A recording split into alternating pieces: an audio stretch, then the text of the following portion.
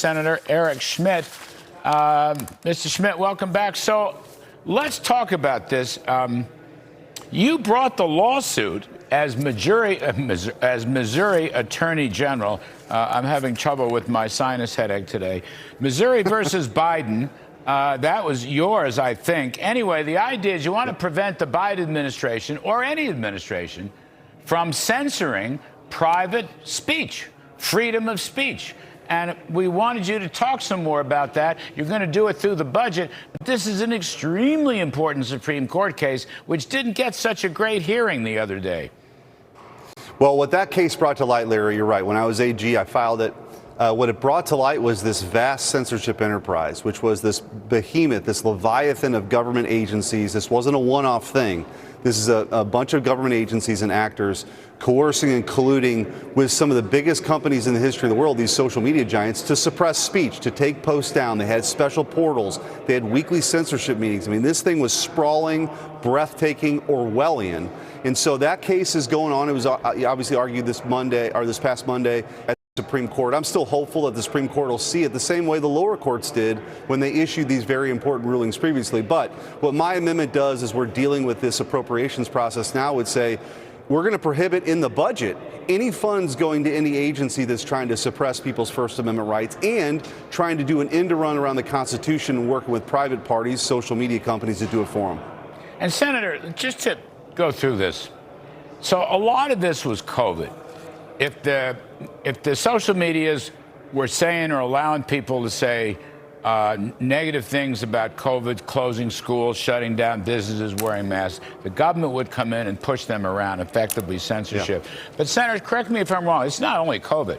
This was Hunter Biden's laptop. This was the Russian hoax stuff that they threw at Trump, all during his first term. This was, even today, the CIA and the FBI, I mean, you're going to go deep. This will have deep-rooted impact if you can get this thing passed.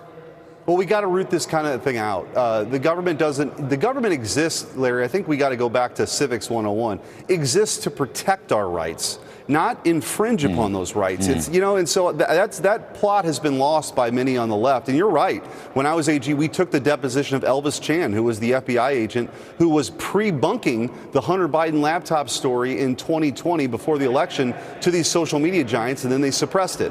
The lawsuit, of course, uncovered whether it was the origins of COVID, the lab leak theory, efficacy of masks, the vaccine, any dissent that went across or against what the government thought was the approved narrative. They wanted to shut that down.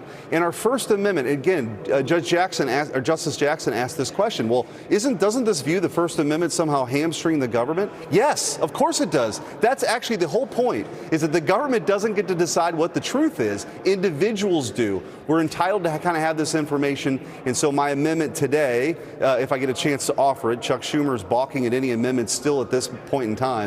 But we offer it to make sure that doesn't happen. But the case clearly stands for that. And like you said, Larry, the discovery came out in that case, 20,000+ pages documenting emails, text messages from some of the highest ranking government officials with these big tech execs to censor speech is shocking. Didn't government try to suppress the Hunter Biden laptop? I mean, yes, in 2021, Larry, 2022? Yeah.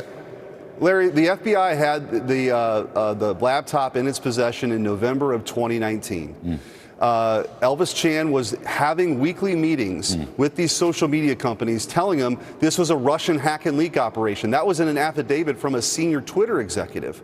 And so when the story breaks, and Miranda Devine has said that she thinks her emails were being monitored, but when that story breaks, what do? They go to try to pre-bunk it.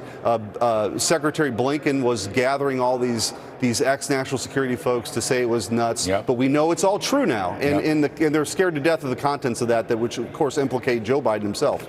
Senator Eric Schmitt, great work, sir. Thank you for coming back on. Appreciate it. Anytime, Larry. All right. Folks, we're going to take a quick break.